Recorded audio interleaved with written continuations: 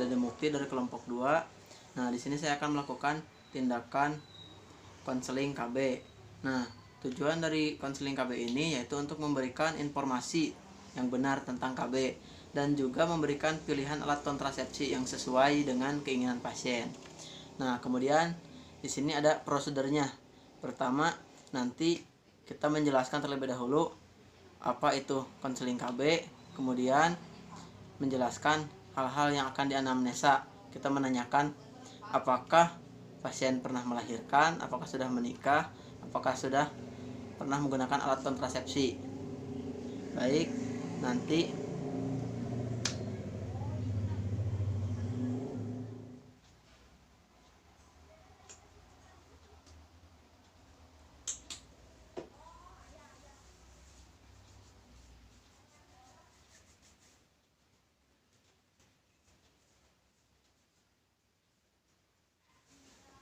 Assalamualaikum. Waalaikumsalam. Baik Ibu, ada yang bisa saya bantu? Saya ingin berkonsultasi mengenai KB. Oh iya Bu. Baik, sebelumnya nama Ibu siapa ya? Ibu Lucy. Oh, Ibu Lucy. Iya, Senangnya dipanggil apa Bu? Ibu Lucy aja. Ya baik, kalau begitu perkenalkan Bu. Saya perawat Dede. Di sini saya bertugas dari pukul 7 sampai pukul 2 siang nanti. Nah, baik. Tadi tujuan Ibu ingin bertanya tentang KB ya? Iya, betul. Memangnya ada kendala apa Bu? Saya ingin berganti ke KB yang lain. Ya. Oh, baik. Tapi sebelumnya apakah Ibu sudah menikah? Sudah, Apakah Ibu sudah punya anak? sudah. Apakah Ibu sudah menggunakan KB lain atau alat kontrasepsi lain? Iya, sebelumnya saya menggunakan KB suntik, tetapi KB suntik itu membuat berat badan saya menjadi bertambah.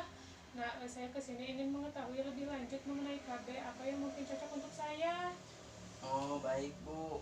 Kalau begitu, di sini nanti saya akan menjelaskan berbagai macam jenis KB kepada Ibu. Iya, Nah, untuk kontrak waktunya kurang lebih 10 sampai 15 menit dan tempatnya di sini.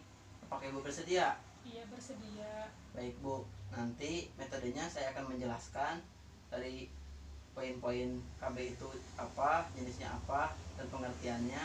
Nanti Ibu silahkan simak. Kalau ada yang tidak Ibu pahami, silahkan ditanyakan ya Bu. Iya, baik. Baik Bu, kalau begitu di sini saya sudah menyiapkannya Bu, lembar baliknya. Tapi coba ingin bertanya terlebih dahulu nih. Menurut Ibu, KB itu apa? Keluarga berencana ya. Nah, memang Bu, KB itu adalah penyakit keluarga berencana. Iya. Nah, untuk lebih jelasnya, KB adalah singkatan dari keluarga berencana menurut Kamus Besar Bahasa Indonesia tahun 1997, yaitu gerakan untuk membentuk keluarga yang sehat dan membentuk keluarga yang sejahtera dengan membatasi kelahiran. Nah, KB sendiri Bu merupakan salah satu usaha untuk merencanakan jumlah anak serta jarak kehamilan menggunakan alat kontrasepsi.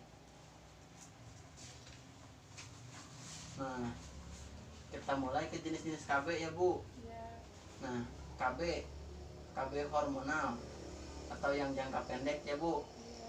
Di sini ada jenisnya pil KB, KB suntik, KB implan. Pil KB adalah obat pencegah kehamilan yang diminum. Sedangkan KB suntik, nah ini mungkin Ibu sudah tahu ya, untuk mencegah terjadinya kehamilan dengan melalui suntikan hormonal. Suntik KB 1 bulan atau 3 bulan yang sering dilakukan. Kemudian ada KB implan. Nah, alat kontrasepsi yang disusupkan di bawah kulit lengan atas setelah dalam berbentuk kapsul atau silastik yang sangat lentur. Seperti itu ya Bu. Iya. Kemudian kita lanjut lagi. Di sini ada KB non hormonal atau yang jangka panjang Bu. Iya. Jenis-jenisnya, yang pertama ada IUD. Nah, IUD ini alat kecil terdiri dari bahan-bahan plastik yang lentur Ibu, yang dimasukkan ke dalam rongga rahim. Nah, kemudian yang selanjutnya ada juga kondom. Nah, adalah selaput karet yang dipasang pada penis selama hubungan seksual. Seperti itu ya Bu. Iya. Nah, di sini ada juga KB permanen ya Bu. Yang pertama ada tubektomi.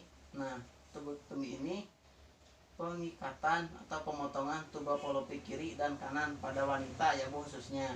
Iya. Nah, sedangkan yang berikutnya ada juga vasektomi.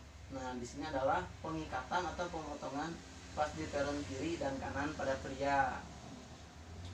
Baik, kita lanjut lagi. Di sini ada mekanisme KB ya Bu. Iya. Nah, mekanisme KB pil nih yang pertama, mengandung hormon estrogen dan progesteron di bawah ovarium, bekerja menghambat hormon siklus alami tubuh untuk mencegah terjadinya kehamilan. Kemudian yang poin berikutnya ada KB suntik. Nah, ini menghentikan ovulasi atau proses pelepasan sel telur dari ovarium setiap bulannya, mengentalkan lendir di leher rahim sehingga sperma terhalang dan sulit masuk ke rahim untuk membuahi sel telur. Kemudian ada juga KB implan ya Bu. Nah, implan yang sudah dimasukkan ke bawah kulit akan melepaskan hormon progesteron dengan kadar rendah.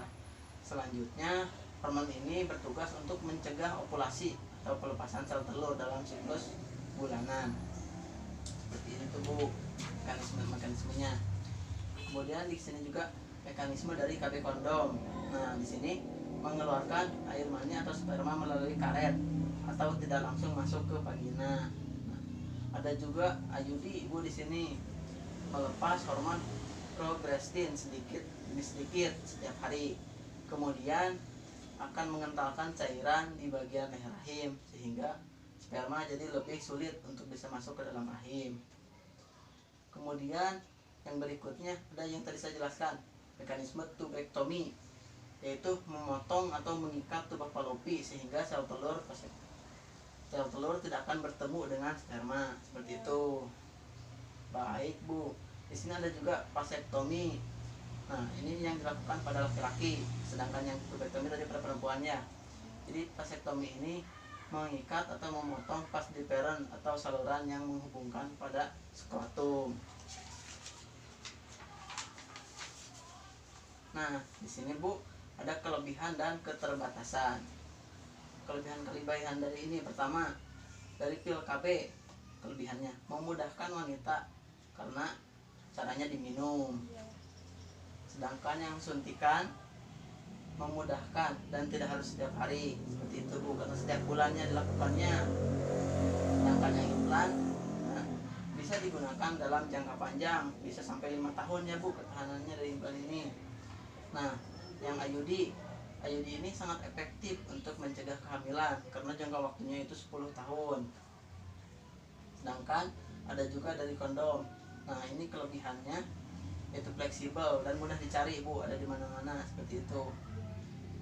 Ada juga senggama terputus. Nah, ini sangat tidak ada efek samping karena ibu tidak melakukan senggama ya, seperti itu. Sedangkan di sini ada keterbatasannya Bu, keterbatasan dari pil KB. Nah, jadi pil KB ini nanti akan terasa mual biasanya dalam 3 bulan pertama. Kemudian dari suntikan ini hormon lebih tinggi daripada tidak cocok, maka berat badan akan naik. Nah, ini Bu efek samping yang tadi Ibu rasakan ya. Betul. Jadi tiba-tiba berat badan naik seperti itu. Nah, sedangkan yang implan tidak boleh mengangkat yang berat-berat. Jadi kalau mengangkat berat-berat itu sangat rentan sekali dan berbahaya. Kemudian ada juga yang IUD. Nah, IUD ini keterbatasannya dari sisi harga mahal Bu ya, dan juga saat pemasangannya terasa sakit. Kemudian dari kondom nih Bu, mudah bocor, jadi ini tidak menjamin ya. Seperti itu. Semua juga ada kelebihan dan keterbatasan atau kekurangan. Baik Bu, setelah saya jelaskan tadi, apakah dapat Ibu pahami? Iya, bisa dipahami. Sebelumnya, apakah ada yang ingin Ibu tanyakan? Tidak ada, sudah cukup jelas. Baik Bu, setelah saya jelaskan tadi berbagai macam jenisnya, menurut Ibu lebih tertarik ke yang mana? Sepertinya saya ingin mencoba menggunakan kondom dulu ya. Oh iya, mengapa Ibu memilih yang itu? Sepertinya lebih mudah aja ya. Oh iya, memang betul. Karena dengan cara Ibu membeli alat kontrasepsi kondom ini, Ibu pernah mencarinya di rumah sakit ada, di apotik ada, di toko-toko terdekat juga ada ya Bu? Iya. Baik Bu. Kalau begitu, apakah ada yang ingin Ibu tanyakan kembali? Tidak ada. Baik Bu, mudah-mudahan pilihan Ibu yang rasa ini sangat cocok dan tepat ya Bu. Iya. Baik, seperti itu. Apakah ada yang ingin Ibu tanyakan? Tidak ada. Tidak ada? Iya. Ya, baik Bu.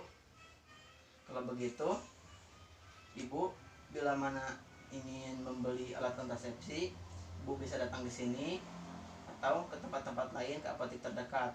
Nah, sebelumnya kapan Ibu akan memulai melakukan menggunakan alat kontrasepsi kondom? Mungkin mulai besok saja ya. Mulai besok saja? Iya. Oh ya, baik Bu. Kalau begitu, silahkan Ibu laksanakan karena saya sudah tadi jelaskan. Bila mana Ibu kurang paham, boleh Ibu datang ke sini untuk menanyakan kembali ya Bu. Iya. Baik Bu. Kalau begitu terima kasih ya. Ya. Saya sudah paham. Besok saya akan kembali lagi. Kalau begitu saya pamit. Assalamualaikum. Waalaikumsalam.